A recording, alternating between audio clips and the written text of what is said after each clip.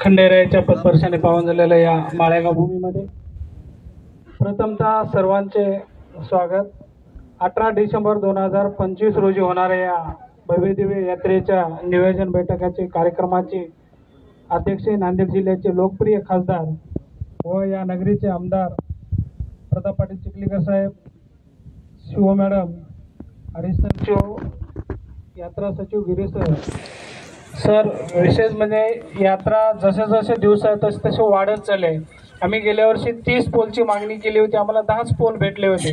यावर्षी परत आम्हाला 20 पोल लागणं गरजेचं आहे सर, लाईटचे पोल सर। यात सर खाली गाढव लाईनला एक 4-5 लागणार आहे आणि घोडे लाईनला एक 5 सर असे, आणि बायपास एक आता झालेला आहे त्या ठिकाणी एकूण 30 पोल लागणार आहेत आम्हाला यावर्षी नवीन, आणि 2 डीपी धरणावरून जी पाईपलाईन येते सर, त्याच्या पाईपलाईन आल्यानंतर त्याच्यानंतर लोह्याची पाईपलाईन झाली त्याच बाजून आणि माळाकोळीची झाली, त्यामुळं ती पूर्ण पाईपलाईन तुटलेली आहे सर। त्याच्यामुळे ती दुरुस्त करणं जरुरी आहे। आणि या जे 75% तलाव होता सर, 75% तलावावर त्या यात्रा चालायची, पण ते तलाव फुटलाय। त्याच्यामुळे यात्रा 1 महिना अगोदर आणि यात्रा संपल्यानंतर 1 महिना अगोदर इथं रावट्या राहतात, घोडे राहतात, गाढव राहतात, तर हे 2 महिने पाणी कंटिन्यू आपल्याला यावर्षी ठेवणं गरजेचं आहे। ते एक होईल सर। मेन जे रस्ता आहे सर आपला, जे आमदार साहेब मेन जे रस्ता आहे, आपण गेल्या वर्षी बी मी विनंती केली होती डांबरीकरण व्हावे, पण यावर्षी ते रस्ता पूर्ण डांबरीकरण करणं गरजेचं आहे। खूप खड्डे पडलेले आहेत मेन रस्त्याला, आणि जो यात्रा बायपास आहे आपल्या रेस्ट हाऊसच्या पाठीमागून तयार केलेला आहे सर, यात्रा बायपास ते डांबरीकरण होणं गरजेचं आहे। आणि दुसरा बायपास आपल्याला यात माळेगावसाठी वीर नागोजी नाईक स्मशानभूमी ते पूल हा दुसरा बायपास व्हावे अशी एक विनंती आहे सर त्या ठिकाणी। त्यानंतर तीर्थकुंड आणि घाट, आपण घाटामध्ये काही पायऱ्या केलेल्या 2 वर्ष झालं 10-10 लाखाच्या, यावर्षी थोड्या राहिलेत। माळवदे साहेबांना मी विनंती केली होती त्या संदर्भात, त्या राहिलेल्या पायऱ्या जर आपण केल्या तर ते घाट चांगल्या पद्धतीने होईल। त्यानंतर शौचालय, पहिलं 9 जुने शौचालय आहे सर, ते दुरुस्त करणं गरजेचं आहे, कारण त्या पाईपलाईन फुटणे, तिथले दरवाजे खूप तोडलेले, त्याच्यासाठी ते दुरुस्त करणं गरजेचं आहे। गेल्या वर्षी आम्ही त्यासाठी यावर्षी 10 वाढवून द्यावेत अशी विनंती आहे। यानंतर एसटी महामंडळाचा विशेष आहे सर, दरवर्षी एसटी महामंडळ जे कोणी आले असेल तर लातूर, नांदेड आणि परभणी लाखो रुपये इथं आमची कमाई करून जातात। एरी यात्रा पिरियडमध्ये ते यात्रा एसटी मध्ये आणतात, पण यात्रा झाल्यानंतर 11 महिने सर खूप विनंती केली, त्याला पत्र दिले, पण मध्ये एसटी येऊ देत नाहीत संध्याकाळी। त्याच्यामुळे हे त्याला विनंती आहे की एक कंपल्सरी कर्मचारी इथं जर ठेवला तर एरी गैरसोय होणार नाही, कारण एरी 1000-1500 लोक इथं दर्शनासाठी दररोज येतात सर। त्यानंतर घंटागाडी यात्रा परिसरातील दरवर्षी आपण मॅडम घंटागाडी सकाळ आणि संध्याकाळ फिरवतो, यावर्षी जर आम्हाला घंटागाडी जर दिल्या तर यात्रा परिसरात जो कचरा आहे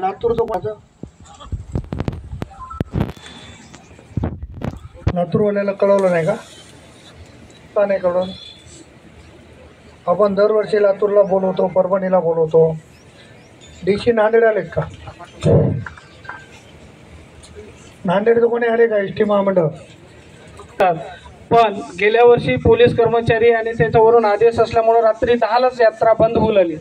एक विनंती, याचं एक परिपत्रकच निघालं पाहिजे यात्रा 24 तासाच्या, का तर खेळ संध्याकाळी मोठा तमाशा मंडळ जे आहे 12-1 वाजता बंद होतात, पण 2 वाजेतून चालतात, पण या कालच्या यात्रेमध्ये 10 वाजताच यात्रा पूर्ण बंद करण्यात पोलीस कर्मचाऱ्यांनी केल्यामुळं ती एक अडचण निर्माण झाली सर। दुसरं साहेब वारंवार करायचे आहे मॅडम, इथं 11 ते 12 खेडे आहेत आजूबाजूला, यात्रा परिसरामध्ये यात्रेमध्ये कोट्याधीश उलाढाल होते। एक कायमस्वरूपी बँक आणि ATM इथं आम्ही खूप दिवसाची मागणी आहे, पण आम्हाला ते अजून भेटलं नाही। गेल्या वर्षी खूप प्रयत्न केला मॅडमनं, आमदार साहेबांना, पण कायमस्वरूपी इथं बँक जर भेटली आणि ATM तरी पूर्ण सॉल्व होईल।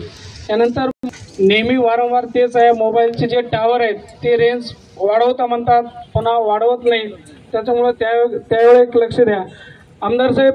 ही श्री क्षेत्र क दर्जाचं आहे माळेगाव, तर एक विनंती आपण दरवर्षी आपण पाठपुरावा करून अ दर्जाचा कसं होईल यासाठी ब मध्ये आणि अ मध्ये ते एक विनंती आहे सर. दक्षिण भारतामध्ये सर्वात मोठी यात्रा आहे. इथं 7 ते 8 राज्याचे लोक इथं येऊन व्यापार करतात. लाखो पब्लिक येत आहे तिथं. त्यामुळे एक विनंती की आपल्याला हा दर्जा वाढवून देण्याचा, त्यानंतर यात्रेचे वैभव, यात्रेचं जे वैभव वाढवण्याला ते स्वर्गीय विलासराव देशमुख साहेबाचं गेल्या वर्षी आपण शब्द दिला होता की भव्य दिव्य स्मारक उभारावा. त्यासाठी एक निधी जर आपला देत आला विलासराव देशमुख साहेबाच्या स्मारकासाठी, जागा उपलब्ध आहे सर. आम्ही ग्रामपंचायत तुम्हाला उपलब्ध करून देऊ गावकरी. मागे पण बोललो की विलासराव देशमुख साहेबाचं स्मारक उभा करायचं आहे. तुम्ही मला जी जागा सांगितली होती बरोबर आहे, हो हो त्या जागेवर आपले कार्यक्रम होतात. हो हो तर आपल्याला पर्याय शोधावा लागेल की तिथला कार्यक्रम आपल्याला हलवायचा असेल तर त्याला जागा लागेल ना. ठीक आहे सर. आम्ही गावकरी बसून एक चांगलं गावकरी ठिकाण बसा. हो, अरे गावकरी आधी बसवून आपला एखाद्या ठिकाणी आपण स्मारक उभा करतो आणि तिथं आपला काही कार्यक्रम चालतो, तर त्या कार्यक्रमाला पर्यायी जागा देऊनच करावं लागेल ना. वर्ष झालं सर तयार करून. जी माळेगाव खंडेरायाची पालखी फिरते आहे तो रस्ता खूप खराब झालेला आहे. त्याच्यामुळं एक विनंती, त्याला एक कायमस्वरूपी रस्ता चांगल्या पद्धतीनं करणं गरजेचं आहे. त्यानंतर साहेब, माळेगाव यात्रेचे वैभव ज्यांनी वाढवले ते आदरणीय लोकप्रिय आमदार प्रताप पाटील चिखलीकर साहेब यांनी आत्तापर्यंत 12.5 कोटी रुपये निधी देऊन माळेगावचं जे वैभव ते वाढवलेलं आहे. त्यामुळं सर परत विनंती आहे, यावर्षी काही करून 15 कोटी रुपये निधी देऊन माळेगावचं वैभव वाढवण्यात यावं ही अशी विनंती करतो आणि इथंच थांबतो. जय हिंद, जय महाराष्ट्र. धन्यवाद. यानंतर कृषी विभाग. चला.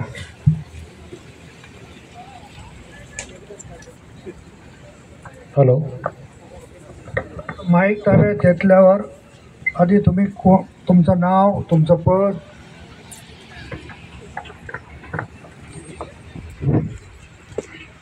नमस्कार, मी डॉक्टर नीलकुमार आयतवडे, कृषी विकास अधिकारी, जिल्हा परिषद नांदेड बोलतोय. या ठिकाणी आपण माळेगाव यात्रेमध्ये जे कृषी विभागामार्फत जे कार्यक्रम घेतोय त्याची मी रूपरेषा सांगतो. यासाठी आपल्याला दरवर्षी आणि मागच्या वर्षीसुद्धा आणि यावर्षीसुद्धा 10 लाख रुपयांचा निधी आहे सेस फंडातून.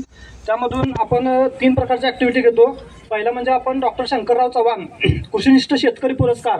हा प्रत्येक तालुक्यातून एक जे चांगले शेतकरी आहेत त्यांचं नाव तालुक्याची समिती जी देईल त्या पद्धतीनं त्यांची चौकशी वगैरे करून चांगल्या पद्धतीचे जे शेतकरी आहेत ते तालुक्याने एक शेतकऱ्याची आपण निवड करतो. त्यांना आपण या कार्यक्रमाच्या ठिकाणी एक ट्रॉफी आणि सपत्नीक सत्कार, साडी वगैरे, शाल वगैरे देऊन त्यांचा सत्कार वगैरे करत असतो. ही एक पहिली ॲक्टिव्हिटी असते. त्यानंतर दुसरी एक ॲक्टिव्हिटी आपल्याकडे असते कृषी प्रदर्शन. कृषी प्रदर्शनामध्ये फळे, भाजीपाला आणि मसाले पिके यांचे वेगवेगळे शेतकरी आपल्याकडचे नमुने घेऊन येतात आणि ते आपल्या इथं मांडणी करतात आणि त्यानुसार आपण त्यांचे पहिले, प्रथम, द्वितीय, तृतीय असं क्रमांक काढून 4,000, 3,000 आणि 2,000 असे प्रत्येक पीक निहाय आपण बक्षीस त्यांना वाटप करत असतो कृषी प्रदर्शनामध्ये. तुम्ही हे जे स्टॉल लावतात, येस सर. ते स्टॉल मागच्या वेळेस किती लावले होते सर मागच्या वेळी 80 स्टॉल होते सर आपल्याकडं. हे सगळे ट्रॅक्टर? हो हो. म्हणजे विद्यापीठाचा स्टॉल होता का त्याच्यात? होता सर. हां. आता यावर्षी का त्याच्यात वाढ होईल का? सर सांगतो, मागच्या वर्षीच्या सुद्धा आम्ही 80 स्टॉल या ठिकाणी लावत आहोत. त्यामध्ये बियाणे, कीटकनाशके आणि जे फर्टिलायझर आहे, तसेच जे कृषी अवजारे आहेत, ट्रॅक्टर आहेत यांचे स्टॉल असणार आहेत. तसेच सेंद्रिय शेती करणारे काही जे घटक आहेत किंवा FPO आहेत त्यांचेसुद्धा स्टॉल याच्यामध्ये असणार आहेत. ॲग्रिकल्चर युनिव्हर्सिटी याचासुद्धा एक स्टॉल असतो आपल्याकडं. KVKचे जे आपले 2 KVK आहेत त्यांच्यासाठी 2 स्टॉल असतात. स्टेटचं ॲग्रिकल्चर डिपार्टमेंट असतं त्यांच्यासाठी सुद्धा एक स्टॉल आपण देतो. MSRLM अंतर्गत जे महिला बचत गट आहेत त्यांचेसुद्धा आपण 5 स्टॉल त्यामध्ये आपण अंतर्भूत करतो. तसेच जे काही शेतकरी उत्पादक कंपन्या आहेत त्यांचेसुद्धा आपण स्टॉल ठेवत असतो. एक MAIDCचं एक, सामाजिक वनीकरण एक, अशा पद्धतीने सर आपण जवळपास 70 ते 80 स्टॉल या ठिकाणी आपण यावेळी सुद्धा करणार आहोत.